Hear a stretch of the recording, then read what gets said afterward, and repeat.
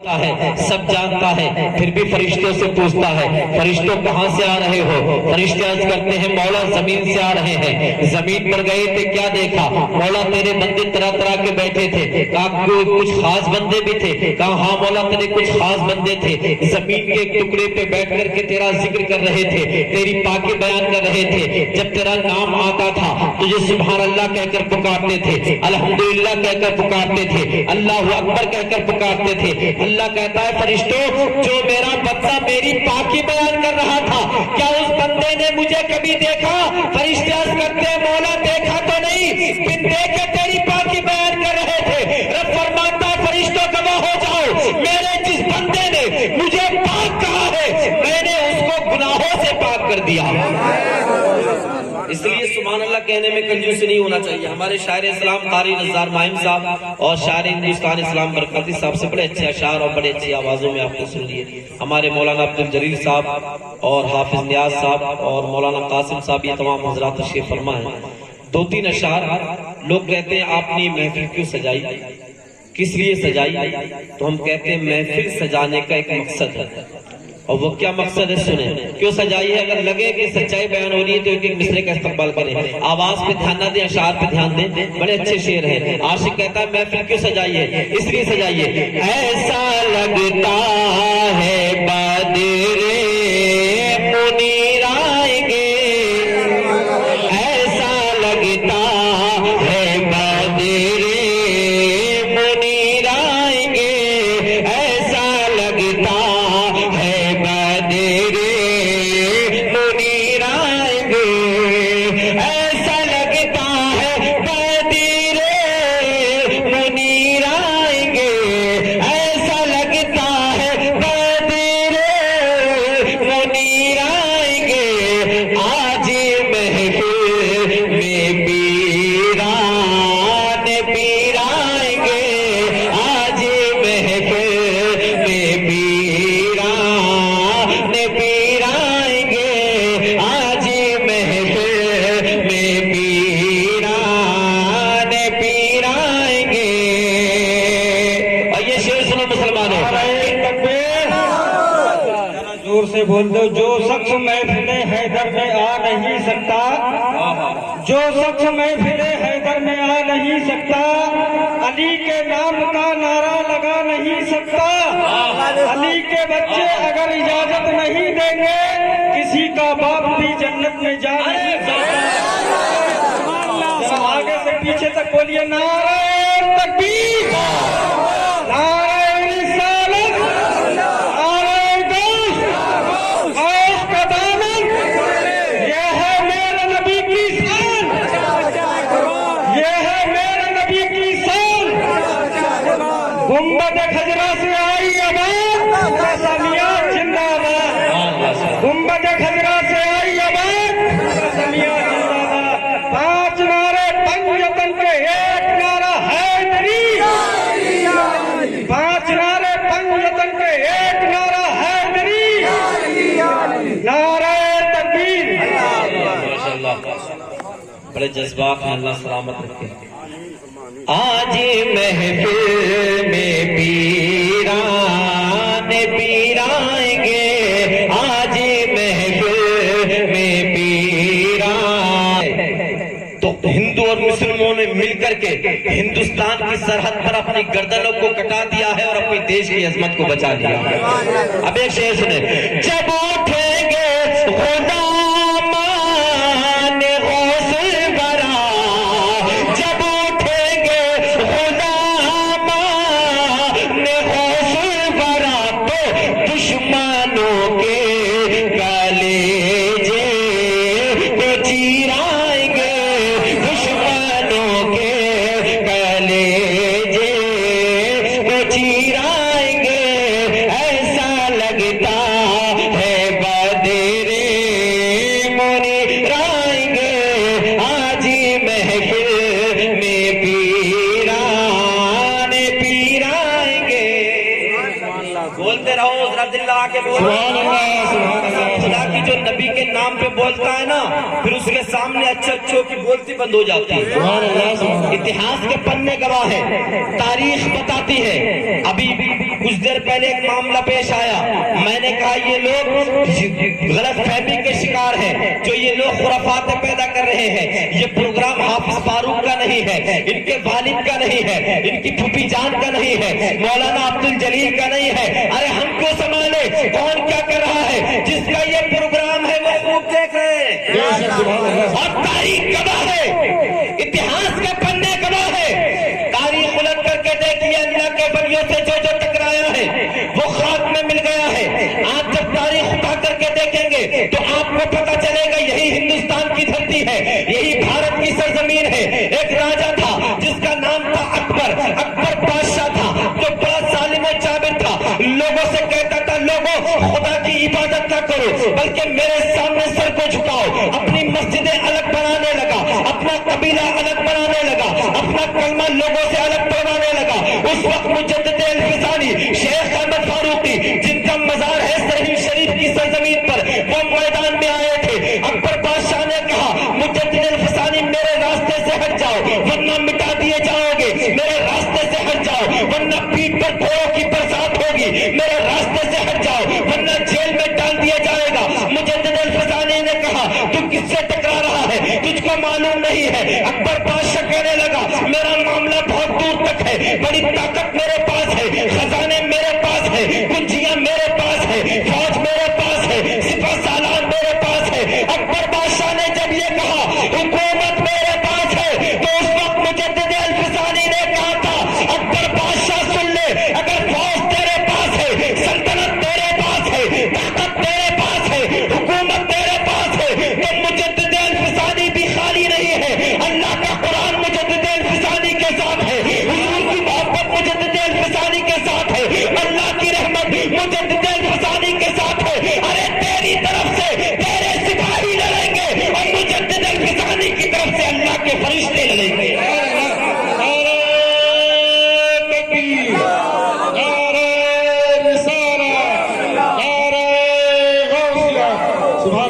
دیکھ لو زمانہ گزر گیا، جب تک اکبر بادشاہ تھا اس کا راز تھا، اکبر بادشاہ تھا اس کی حکومت تھی، اکبر بادشاہ تھا اس کا سکہ چلتا تھا۔ جیسے ہی اکبر گیا بادشاہت گئی، اکبر گیا کرسی گئی، اکبر گیا تخت گیا، اکبر گیا تاج گیا، اکبر گیا محل غارت ہو گیا، لیکن مجدد الفسانی کا گنبد کل بھی شان کی طرح چمک رہا تھا، آج بھی شان کی طرح۔ یہ اللہ والے ہیں، ان سے ٹکرانے کی ضرورت نہ کرنا۔ اور ایک بات اور بتا دوں میرے ہندو بھائی یہاں بیٹھے، یہ اللہ والے اتنے نرم دل بھی ہوتے، یہ نہیں دیکھتے کہ ان کی بارگاہ میں آنے والا کون ہے، یہ نہیں دیکھتے کہ میری بارگاہ میں جو آیا ہے سر پہ ٹوپی ہے کہ نہیں، چہرے پہ داڑھی ہے کہ نہیں، بلکہ یہ ان کی بارگاہ وہ بارگاہ ہے، یہ یہاں پر چہرے دیکھ کے نہیں دیتے ہیں بلکہ اللہ والے دلوں کو دیکھ کے دیا کرتے ہیں۔ اور ان کی شان یہ ہے ان کو جو محبت کے ساتھ پکارتا ہے، عقیدت کے ساتھ پکارتا ہے، اس کی مدد بھی کرتے نظر آتے ہیں۔ آپ کو ایک واقعہ سناؤں، سرکار غوث اعظم جنہیں بڑے پیر کہا جاتا ہے، کہیے سبحان اللہ۔ سبحان اللہ۔ غوث اعظم فرماتے میرا مرید، میرا چاہنے والا، مجھ سے محبت کرنے والا دنیا کے کسی کونے میں بھی اگر مجھ کو بلاتا ہے، امداد کے لیے پکارتا ہے تو میں اس کی مدد کرتا ہوں۔ سبحان اللہ۔ بات سمجھ میں آ رہی ہے؟ یہ بات غوث اعظم سے محبت، عقیدت سب رکھتے ہیں، پیار سب رکھتے ہیں، چاہت سب رکھتے ہیں۔ ایک لڑکی تھی، عمر تھی اس کی لگ بھگ 20 سال کی عمر تھی، مسلمان تھی، کلمہ پڑھتی تھی، لیکن برابر میں ایک ہندو لڑکی رہتی تھی جو اس کی سہیلی تھی۔ دونوں میں بڑا پریم تھا، بڑا پیار تھا، دونوں آپس میں باتیں کرتی تھی، وہ اپنے دل کا حال اس کو بتاتی تھی، وہ اپنے دل کا حال اس کو بتاتی تھی۔ ایک دن مسلمان کی بیٹی نے کہا سنو سنو، اس نے کہا تم 11 تاریخ کو کیا کرتی ہو، یہ کیا کرتی ہو، کچھ نہ کچھ بنا کر کے سامنے رکھ دیتی ہو، کبھی مٹھائی بنا کر کے سامنے رکھ دیتی ہو، یہ کیا کرتی ہو؟ تو مسلمان کی لڑکی بولی تمہیں معلوم نہیں بہن، ہمارے بغداد میں ایک بڑے پیر ہیں، بڑی محبت میں ان سے کرتی ہوں، اور ان کی شان یہ ہے کہ جب مجھے کوئی پریشانی آتی ہے ان کو پکار لیتی ہوں پریشانی دور ہو جاتی ہے، مصیبت آتی ہے ان کا نام لے لیتی ہوں مصیبت دور ہو جاتی ہے۔ بڑے کرم فرماتے ہیں، اگر ان کو مشکل میں کوئی پکارتا ہے تو اس کی وہ مدد کرنے آتے ہیں۔ جب ہندو بھائی کی بیٹی نے یہ بات سنی تو اس کے دل میں یہ محبت پیدا ہو گئی سرکار غوث پاک کی، بڑے پیر سے پیار پیدا ہو گیا۔ کچھ دنوں کے بعد اس کے باپ نے اس کی شادی کر دی دوسرے شہر کے اندر۔ اب یہ غیر مسلم کی بیٹی جب پہنچی دوسرے شہر کے اندر، برابر میں رہتا تھا ایک مسلمان جو نبی کا کلمہ تو پڑھتا تھا، مصطفیٰ سے محبت نہیں کرتا تھا، اولیاء اکرام کا انکار کرنے والا تھا، غوث اعظم کو مانتا نہیں تھا۔ اس کی نظر اس لڑکی پہ پڑی، دل میں یہ خیال پیدا ہوا، توجہ آپ لوگوں کی، اس کی نظر اس پہ پڑی، دل میں یہ خیال پیدا ہوا کبھی موقع ملے گا تو اس کی عزت کے ساتھ کھلواڑ کروں گا، کبھی یہ موقع ملے گا تو اس کے ساتھ اپنے دل کی خواہش کو بجھاؤں گا۔ اللہ اللہ ایک دن یہ بیٹی اپنے شوہر کے ساتھ جنگل کے راستے اپنے مائکے کو جا رہی تھی، اس ظالم نے بھاپ لیا، بیچ جنگل میں جا کر کے گھوڑے پہ سوار ہو کر کے پہنچ گیا اور کہنے لگا تم لوگوں کو کہاں جانا ہے؟ اس بیٹی نے کہا ہمیں جہاں جانا ہے، تم سے مطلب کیا ہے؟ کہا میں یہ کہہ رہا ہوں تم لوگ پیدل ہو، میں سواری پہ ہوں، چلو تمہیں تمہارے مقام تک پہنچا دیتا ہوں، تو تمہیں تمہاری منزل تک پہنچا دیتا ہوں۔ بیٹی نے کہا نہیں مجھے تمہارے ارادے ٹھیک نہیں لگتے، کہا نہیں مجھ پہ بھروسہ رکھو، تمہیں کوئی نقصان نہیں پہنچاؤں گا۔ اب غیر مسلم کی بیٹی تھی، ہندو بھائی کی بیٹی تھی، جانتی تو نہیں تھی کسی اور کو، اس نے سن رکھا تھا اپنی سہیلی سے کہ بغداد میں کوئی بڑے پیر بھی ہے۔ اس نے کہا بتاؤ ہم تمہارے ساتھ جانے کے لیے تیار ہیں، لیکن بغداد والے بڑے پیر کی قسم کھا کر کہو کہ تم ہمیں کوئی نقصان نہیں پہنچاؤ گے، ہمیں صحیح سلامت پہنچا دو گے۔ اب یہ تو غوث اعظم کو مانتا ہی نہیں تھا، اللہ والوں کا منکر تھا، ان سے پیاری کہا کرتا تھا۔ اس نے سوچا کون سی قسم کھانے میں کیا جاتا ہے، اس نے کہا ٹھیک ہے میں بغداد والے بڑے پیر کی قسم کھا کے کہتا ہوں کہ تیرا کوئی نقصان نہ کروں گا، تجھے کوئی تکلیف نہ پہنچاؤں گا۔ اللہ اکبر، جیسے ہی یہ بیٹی گھوڑے پہ سوار ہوئی اپنے شوہر کے ساتھ، اس ظالم نے تلوار نکالی اور اس کے شوہر کی گردن کو اڑا دیا۔ جیسے ہی گردن کو اڑایا بیٹی کے دل سے چیخ نکلی، پکارنے لگی اے ظالم تو نے یہ کیا کیا؟ ابھی تو میری مانگ کا سندور بھی میلا نہ ہوا تھا، تو نے اس سندور کو کھرس دیا، ابھی تو میرے ہاتھوں کی مہندی بھی نہ چھٹی تھی، اے ظالم تو نے مجھے دلہن بنے ہوئے ہی بیوہ کر دیا، اے ظالم ابھی میں نے دیکھا ہی کیا تھا، میری نئی شادی ہوئی تھی، تو نے تو میری خوشیوں میں آگ لگا دی، اے ظالم تو نے یہ کیا کیا؟ تو نے تو بڑے پیر کی قسم کھائی تھی کہ تو مجھے کوئی تکلیف نہ پہنچائے گا، کوئی نقصان نہ پہنچائے گا، تو نے پھر میرے شوہر کو مارا کیوں؟ اس کی گردن کو اڑایا کیوں؟ اللہ اکبر، جیسا ہی اس نے اتنا سنا کہنے لگا کس بڑے پیر کی بات کرتی ہے، جن کو دنیا سے گئے ہوئے صدیاں گزر گئی، جن کو دنیا سے گئے ہوئے 100 زمانے گزر گئے، ان کی بات کرتی ہے، وہ کیا کر سکتے ہیں، وہ کیا مدد کر سکتے ہیں؟ اس نے تو اس سے یہ سنا لیکن اپنی سہیلی سے سن چکی تھی، جہاں پکارو وہی مدد کرتے ہیں، جہاں بلاؤ وہی آ جاتے ہیں۔ اب اس ظالم نے اس کا ہاتھ پکڑا، کہا کیا ارادہ ہے؟ کہا چل تجھ کو اپنے ساتھ رکھوں گا، اپنے پاس رکھوں گا۔ اس بیٹی نے جب یہ دیکھا کہ جان بھی خطرے میں ہے، عزت بھی خطرے میں ہے، لاج بھی خطرے میں ہے، ہاتھوں کو اٹھا کر کے بغداد کی جانب لے لگا کے بولی اے بڑے پیر، اے بغداد والے پیر، مانا میں آپ کا کلمہ نہیں پڑھتی، مانا میں آپ کے نانا جان کی امت میں نہیں، لیکن آپ سے پیار بڑا کرتی ہوں، آپ سے محبت بڑی کرتی ہوں، آپ کا نام بڑا سنا ہے۔ اے بغداد والے پیر، کیا آپ اپنوں کو ہی بچاتے ہیں، غیروں کو نہیں بچاتے؟ اگر غیروں کو بھی بچاتے ہیں تو دیکھ لیجئے آج ایک بیٹی کی عزت خطرے میں ہے، ایک بیٹی کی لاج خطرے میں ہے، ایک بیٹی کی جان خطرے میں ہے۔ اے بغداد والے پیر کرم فرمائیے، میری مدد فرمائیے، اس ظالم سے مجھے بچائیے، اس قاتل سے مجھے بچائیے، اس ستمگر سے مجھے بچائیے۔ جیسے ہی بیٹی نے اتنا کہا کیا دیکھتی ہے، سامنے 2 گھوڑے سوار آ رہے ہیں، چہروں پہ نقاب پڑے ہوئے ہیں، ایک نے تلوار نکالی اور تلوار نکالنے کے بعد اس ظالم کی گردن کو دھڑ سے الگ کر دیا، اور جیسے ہی دھڑ سے گردن کو الگ کیا بیٹی کو تھوڑی تسلی ملی، چلو عزت تو میری بچی، لیکن بار بار شوہر کے جنازے کو دیکھتی، لاشوں کو دیکھتی اور رونے لگتی تھی۔ وہ بزرگ 2 کھڑے ہوئے ہیں سامنے، کہا کیا چاہتی ہے بیٹی؟ کہا آپ نے اس ظالم کو تو سزا دے دی، لیکن ایسا کرو یہ میرا شوہر جب دنیا میں نہیں رہا تو میں زندہ رہ کر کیا کروں گی؟ اس کے سہارے ہی تو زندگی گزار رہی تھی، اب میرا دنیا میں رہنا بیکار ہے۔ بڑھا.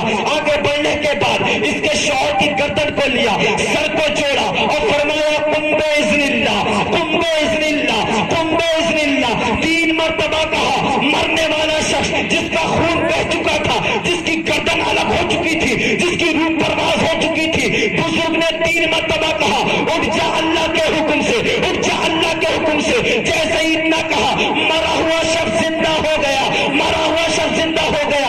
اب یہ دونوں جانے لگے تو بیٹی نے پاؤں پکڑ کے کہا اے جانے والے جا تو رہے ہو, جاتے جاتے اپنا نام تو بتا دو, جاتے جاتے اپنا پتہ تو بتا دو, جاتے جاتے اپنا چہرہ تو دکھا دو. اس میں سے ایک شخص نے اپنے پردے کو ہٹایا. کیا دیکھتی ہے؟ دیکھ کے حیرت میں پڑ گئی. کہا بابا تم تو ہمارے شہر میں رہتے ہو, گل محمد تمہارا نام ہے, لوگ تمہیں مجنوں کہتے ہیں, لوگ تمہیں دیوانہ کہتے ہیں, بچے تمہیں پتھر مارتے ہیں, تمہاری شان یہ. اللہ اکبر اتنا کہا. اب کیا دیکھتی ہے؟ اچانک نگاہوں کے سامنے سے اوجھل ہو گئی. راجہ رنجیت سنگھ کا زمانہ تھا.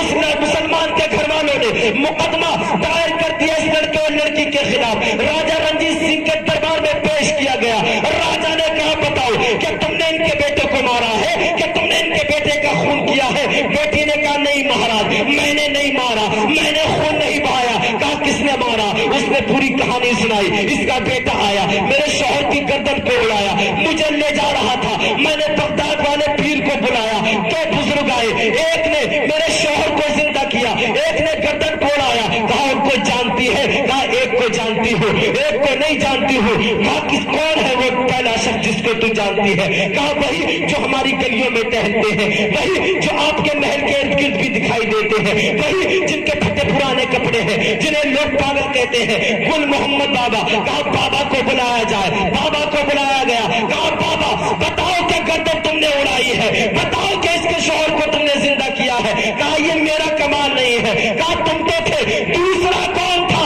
تو گل محمد نے کہا مجھ سے کیا پوچھتے ہو, اس بیٹی سے پوچھو. جب یہ مصیبت میں تھی, مشکل میں تھی, پریشانی میں تھی, اس کی عزت خطرے میں تھی, اس وقت اس نے کس کو پکارا تھا؟ بیٹی نے کہا میں نے تو بغداد والے بڑے پیر کو پکارا تھا. تو گل محمد بابا بولے ارے اس لڑکی کی عزت بچانے والے, اس کی جان بچانے والے, اس کے شوہر کو زندہ کرنے والے کوئی اور نہ تھے, بغداد کے غوث اعظم تھے, پیرانے پیر تھے, روشن زمین تھے.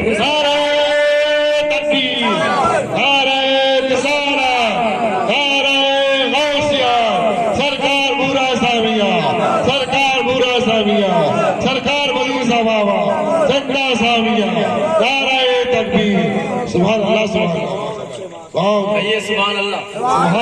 اللہ والوں کی شان یہ ہوتی ہے, نگاہ کرم کر دے تو بیڑا پار, اور اگر ان سے کوئی الجھ جائے تو یہ بدلہ نہیں لیتے, اللہ بدلہ لیا کرتا. ایک اللہ والا جا رہا تھا, پھٹے پرانے کپڑے تھے اور چپل ایسی پہنا ہوا تھا کہ جب راستے سے گزرتا تھا تو کیچڑ پھنس جاتی تھی اور وہ اچھل جاتی تھی. ایک لڑکا ایک لڑکی سیڑھیوں پہ بیٹھے ہوئے تھے اور سیڑھیوں پہ بیٹھے بیٹھے بات چیت کر رہے تھے, اپنی زندگی کے ایام گزارنے کی کوشش کر رہے تھے اور سوچ رہے تھے کہ کیسے کیسے زندگی گزارنا ہے. پیار و محبت کی باتیں کر رہے تھے. وہ اس کا محب تھا, وہ اس کی محبوبہ تھی, دونوں باتیں کر رہے تھے. یہ اللہ والا گزرا. جب گزرا تو پٹی پرانی چپل تھی, اچانک اس میں سے کیچڑ اڑی اور کیچڑ اڑنے کے بعد میں اس لڑکی کے, اس کی محبوبہ کے چہرے پر آ کر پڑ گئی. اسے غصہ آیا اور اس نے اللہ والے کے بہت زور سے چاٹا مارا, بہت زور سے چاٹا مارا. یہ تھوڑا آگے بڑھے اور آگے بڑھنے کے بعد دیکھا ایک غیر مسلم تھا, دودھ بیچ رہا تھا, حلوائی تھا. اس نے کہا بابا کہاں جا رہے ہو؟ کہا کہیں نہیں جا رہا ہوں. کہا آؤ دودھ پی لو. کہا پلا دے. بھوکے تھے, ایک گلاس اس نے دودھ دیا حلوائی نے, انہوں نے دودھ پی لیا اور اللہ کا شکر ادا کیا. مولا تو بھی بڑا کریم ہے, کہیں تھپڑ کھلواتا ہے, کہیں دودھ پلواتا ہے, کہیں تھپڑ کھلواتا ہے, کہیں دودھ پلواتا ہے. اب جس لڑکے نے تھپڑ مارا تھا اپنی محبوبہ کے لیے, غور سے سننا, ان سے ٹکرانا کتنا مشکل ہوتا ہے. جس نے تھپڑ مارا تھا کچھ دیر کے بعد اپنی محبوبہ کے ساتھ تھوڑا اوپر چھت پہ جانے کی کوشش کر رہا تھا. اچانک پیر پھسلا, یہ لڑکی سیڑھیوں سمیت گرتی ہوئی نیچے آئی, سر پھٹ گیا, لڑکی مر گئی. سر پھٹ گیا, لڑکی مر گئی. اب یہ چوکا توڑا, کہا اس بابا کو بلاؤ, اسی نے بد دعا کی ہے, उसी की वजह से मेरी महबूबा मरी है। लोगों ने बाबा को पकड़ा, कहा बाबा अल्लाह वाले कहलाते हो, वली कहलाते हो, बुजुर्ग कहलाते हो और लोगों के लिए बद्दुआ करते हो। कहा नहीं नहीं मैंने तो कोई बद्दुआ नहीं की। कहा बद्दुआ नहीं की तो उसकी महबूबा मरी कैसे?